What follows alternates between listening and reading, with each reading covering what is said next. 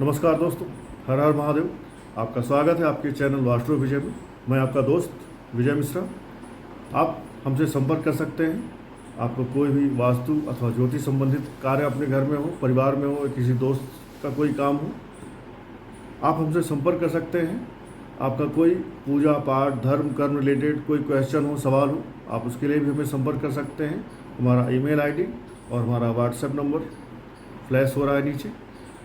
इसके अलावा सावन में, जैसा कि मेरा पिछला वीडियो आया था जिसमें मैंने कैसे सावन को मनाया जाए उसके बारे में बताया था, तो आज हम बात करेंगे कि सावन के महीने में शिव जी को प्रसन्न करने के लिए रुद्राभिषेक क्यों किया जाए और रुद्राभिषेक करना क्यों जरूरी है, रुद्राभिषेक करने से लाभ क्या क्या है, और शिव जी के रुद्राभिषेक में किस चीज़ से रुद्राभिषेक करें तो उसका क्या लाभ होने वाला है।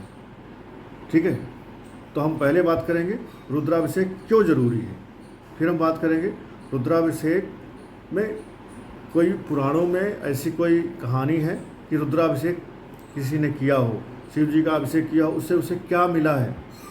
फिर हम बात करेंगे किस चीज़ से रुद्राभिषेक किया जाए जिससे कि किस तरह के फल आपको प्राप्त होंगे। तो सर्वप्रथम रुद्राभिषेक इसलिए ज़रूरी है कि स्वयं ब्रह्मा जी ने कहा है कि जब आप रुद्राभिषेक करते हैं तो शिव जी स्वयं आते हैं आपके अभिषेक को ग्रहण करने के लिए, अर्थात शिव जी को आप इनवाइट करते हो, शिव जी आते हैं आपकी पूजा में सम्मिलित होते हैं। तो शिव जी आपकी पूजा में सम्मिलित हो रहे हैं, इससे बड़ी बात और क्या हो सकती है। क्योंकि अधिमास प्रारंभ, चतुर्मास प्रारंभ हो गया है, तो विष्णु जी इस समय योग निद्रा में हैं, तो जगत के पालन करता श्री हरि विष्णु का भी चार्ज भोलेनाथ के पास पे है। तो भोलेनाथ इस समय पूरे ब्रह्मांड के मालिक हैं, वो आपकी पूजा में सम्मिलित हो रहे हैं, तो रुद्राभिषेक करना चाहिए। रुद्राभिषेक इसलिए भी करना चाहिए कि एक साथ आप बड़ा सा अनुष्ठान कर लेते हैं, क्योंकि डेली आपके पास टाइम नहीं होता, डेली आपके पास छुट्टी नहीं होती, और डेली आपकी शरीर भी कई बार आपको परमिट नहीं कर सकती है, खास करके महिलाएँ, क्योंकि कभी कभी वो अशुद्ध हो जाती हैं, तो वो डेली पूजा पाठ नहीं कर पाती हैं। कभी कभी बीमार हो जाता है, कभी उनका मन थका रहता है, अरे आज जल्दी जाना है, कल बहुत लेट में आया था, तो पुरुष भी डेली पूजा पाठ कर्म नहीं कर पाते हैं। तो ऐसी परिस्थिति में आपको चाहिए कि शिव जी का रुद्राभिषेक सावन में 1 बार 2 बार 3 बार 4 बार जितना आप कर सकते हैं कर डालिए। शिव जी आपके जीवन में बंडलों बंडलों में खुशियाँ, धन, नोट भेजेंगे, बशर्ते श्रद्धा से आपको करना है। अब हमने दूसरी चीज़ बोली थी कि शिव जी का रुद्राभिषेक पुराने समय में किसी ने किया था, उससे क्या मिला उसको। तो ऐसा पुराणों में लिखा है कि शिव जी का अभिषेक रावण ने किया था। रावण ने कैसे किया था? रावण ने शिव जी का अभिषेक अपने रक्त से किया था, और जब हवन किया था तो हवन में अपने सिर 10 सिर उसने डाल दिए थे, तब शिव जी प्रसन्न हुए थे रावण से और उसको आशीर्वाद वरदान दिया था। ऐसे ही भस्मासुर ने अपनी आँखों के आंसू से शिव जी का रुद्राभिषेक किया था, इससे प्रसन्न होकर के शिव जी ने उसको वरदान दिया था। तो शिव जी का रुद्राभिषेक इतना अप्रतिम है, इतना श्रेष्ठ है कि इसका जो वर्णन है, इसकी जो बड़ाई है, मैं नहीं कर सकता हूँ, मेरी इतनी औकात नहीं है। आपको मैं कुछ 2-4 पॉइंट्स ऐसे इसलिए बताता हूँ कि आपको आइडिया रहे, आपको मालूम रहे कि मैं क्या चीज़ कर रहा हूँ और कितना बड़ा अनुष्ठान प्रभु मेरे द्वारा करवा रहे हैं। हर आदमी रुद्राभिषेक नहीं कर सकता, हर आदमी पूजा पाठ नहीं कर सकता। वो करना भी चाहे तो जिस दिन करना चाहेगा उस दिन कुछ ना कुछ ऐसा हो जाएगा कि उसका वो प्लान कैंसिल हो जाएगा। So if you are happy and you are doing Rudrabhishek complete without any hurdle as per your plan, then you are not a normal person, you are someone special. Okay. और एक उपनिषद है रुद्र हृदयोपनिषद, उसमें एक श्लोक है कि सर्वदेवात्मको रुद्रा सर्वे देवा शिवात्मका, अर्थात सभी देवताओं में जो आत्मा है उसमें शिव जी रुद्र के रूप में विद्यमान है, सभी देवताओं की आत्मा शिव जी में विद्यमान है। तो सोचिए, आप एक सुप्रीम अथॉरिटी के पास जाइए जो सारे देवताओं को कंट्रोल करने वाले हैं, महादेव, देवों के देव महादेव। आपको अलग अलग दरवाजे पर खटखटाने की ज़रूरत नहीं है, ठीक है। One stop solution for your all problems. So let's start कि रुद्राभिषेक हमें किस चीज़ से करना चाहिए जिससे कि हमें अलग अलग अच्छे अच्छे फल मिलें। कौन सा फल लेने के लिए आपको कब रुद्राभिषेक किस चीज़ से करना चाहिए? तो रुद्राभिषेक त्रयोदशी, मासिक शिवरात्रि, शिवरात्रि, सोमवार, इन दिनों में आप करें तो अच्छा है, बशर्ते अग्निवास धरती पे हो तो सर्वोत्तम है। लेकिन सावन के महीने में कोई दिन नहीं देखना है, कोई अग्निवास नहीं देखना है, जब मर्जी आप तब करें, खास करके रुद्राभिषेक के लिए। अन्य किसी अनुष्ठान के लिए आपको सावन में भी अग्नि का वास देखना है, लेकिन रुद्राभिषेक के लिए आपको अग्नि का वास नहीं देखना है। किसी भी दिन आप रुद्राभिषेक करें, हवन करें, यज्ञ करें। साथ ही रुद्राभिषेक का पूर्ण फल पाने के लिए आपको रुद्राभिषेक नमक चमक विधि से करनी चाहिए। नमक चमक विधि आपने पंडित पुरोहित पुजारी से पूछेंगे तो बता देंगे। इसमें आपका घंटा 1.5 घंटा और लगेगा, समय आपके पास होना चाहिए। और जितना आप पंडित पुरोहित पुजारी का समय लेते हैं उस अनुसार आपको उनको यथोचित दान दक्षिणा देना चाहिए। यदि आप दान दक्षिणा नहीं देते हैं तो आप रुद्राभिषेक करने के साथ साथ पूर्ण पुण्य को नहीं अर्जित कर पाएंगे। तो बात करते हैं, अगर कोई इंसान बारिश नहीं हो रही है और चाहता है कि बारिश हो और अच्छी बारिश हो, तो इंसान को जल से शिव जी का रुद्राभिषेक करना चाहिए। जल से रुद्राभिषेक करने से क्या होगा कि शिव जी बारिश करवाएंगे, क्योंकि देवराज इंद्र हो या वरुण देव हो, इन सभी को जो है भोलेनाथ के नीचे रहें। महादेव जो है ना, इन सभी के देव हैं, इसलिए बारिश के लिए आप जल से रुद्राभिषेक करें। बहुत सारे लोग पितृदोष से परेशान रहते हैं, तो पितरों की शांति के लिए इंसान को कुशोदक से रुद्राभिषेक करना चाहिए। कुशोदक क्या होता है आप कुछ जानते ही होंगे। कुश जिसका पूजा पाठ में कई बार यूज़ किया जाता है। कुश की पैती लोग पहनते हैं अपने उंगलियों में, और कुश का जो होता है इसका संबंध होता है केतु ग्रह से। केतु ग्रह हमारे पूर्वजों से संबंध रखते हैं। तो कुशोदक से यदि आप अपने घर में या किसी मंदिर में रुद्राभिषेक करते हैं तो आपके पितृ शांत होते हैं। आपने पंडित से पूछेंगे तो आपको बता देंगे कुशोदक से रुद्राभिषेक कैसे करना है। उसको आपको चूर्ण बना लेना है और पानी में मिक्स कर लेना है। और रुद्राभिषेक हमेशा श्रृंगी से किया जाता है। श्रृंगी आपकी पीतल की है, चांदी की है या तांबे की है। तांबे की श्रृंगी से दूध का अभिषेक नहीं करना चाहिए। इसलिए यदि आप दूध अपने अभिषेक में यूज करने वाले हैं तो तांबा ना लेकर के पीतल की श्रृंगी आपको लेना चाहिए। तो हमने बात किया जल की, हमने बात किया कुशोदक की। अब हम बात करेंगे किसी तीर्थ स्थान के जल की, जैसे हरिद्वार, जैसे आपका हमारे सिख भाई लोग जो हैं उनके लिए स्वर्ण मंदिर, अयोध्या या मथुरा, यहाँ से आप जाएं, यहाँ का जल भर के ले आएँ। और किसी तीर्थ के जल से जब आप शिव जी का रुद्राभिषेक करते हैं तो आपको मोक्ष की प्राप्ति होती है। 4 पुरुषार्थ जिनमें धर्म, अर्थ, काम और मोक्ष अगर आपको जीवन में पाना है तो जब भी समय मिले शिव जी का तीर्थ स्थान के जल से रुद्राभिषेक करते रहें और इस जीवन के पश्चात मोक्ष को प्राप्त होकर के इस जीवन मरण के चक्र से मुक्त हों।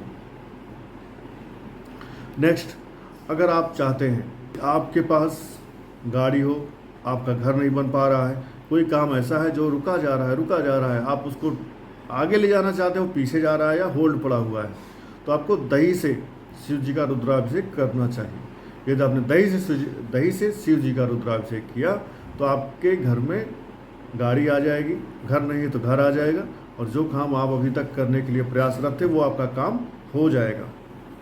यदि आपको धन की समस्या है, ठीक है, नहीं दरिद्र सम दुख जग माही, अर्थात गरीबी के जैसा, गरीबी से बड़ा कोई दुख इस दुनिया में नहीं है।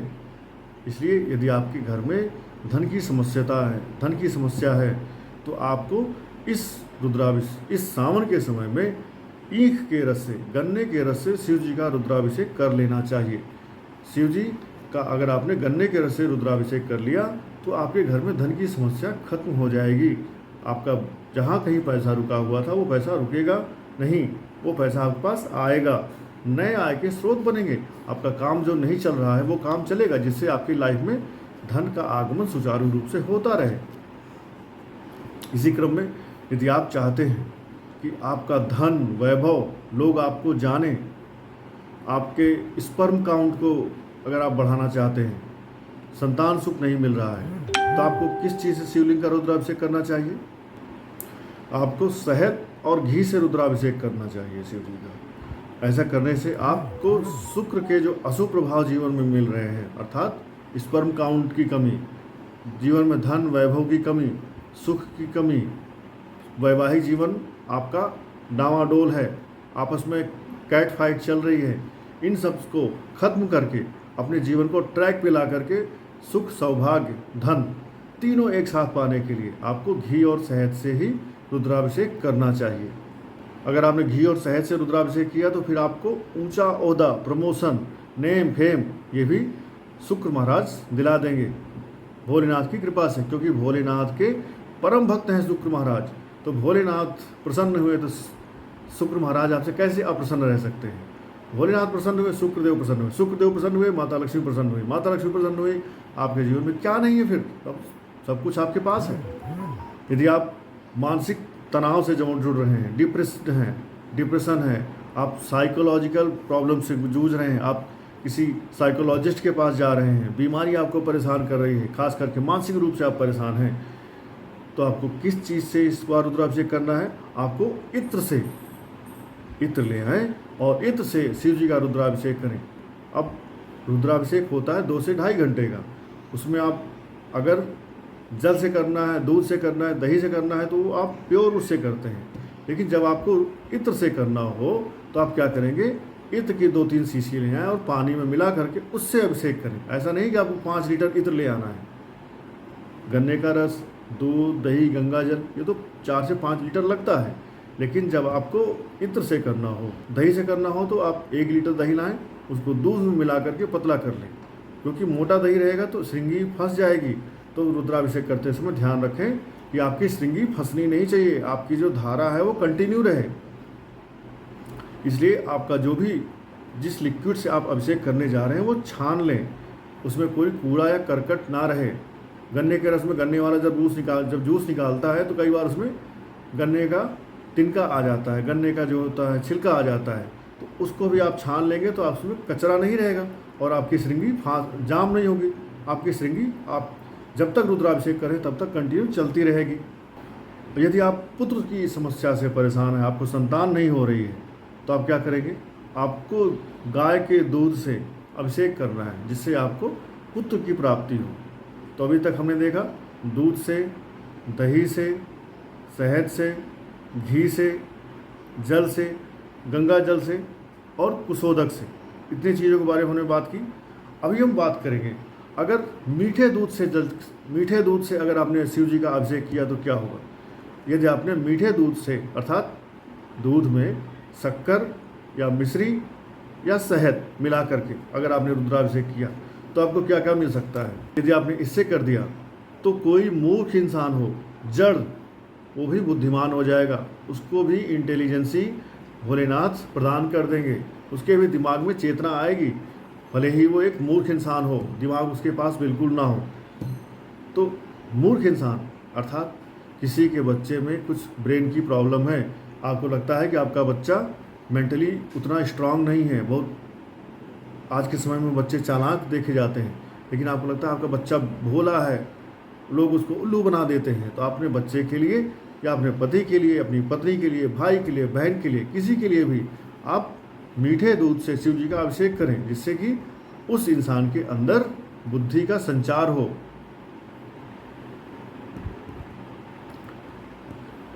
किसी को अगर प्रमेह की समस्या है, प्रमेह की समस्या हो तो भी आप दूध से अभिषेक करें।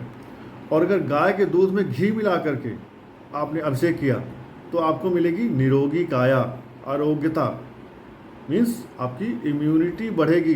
सो if you want to improve your immunity, आप गाय का दूध और घी मिला करके अभिषेक करें। और शहद से अगर आप शिव जी का अभिषेक करते हैं तो पीछे हमने बताया था धन वैभव संपदा तो मिलेगी ही मिलेगी, आपके पाप नष्ट हो जाएंगे।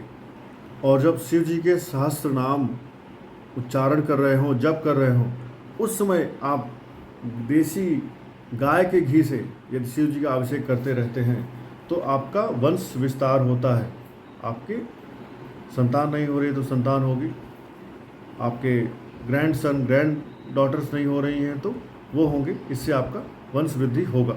और रुद्राभिषेक हमें इसलिए भी करना चाहिए कि इससे हमारे जीवन में आने वाले कष्ट क्लेश खत्म हो।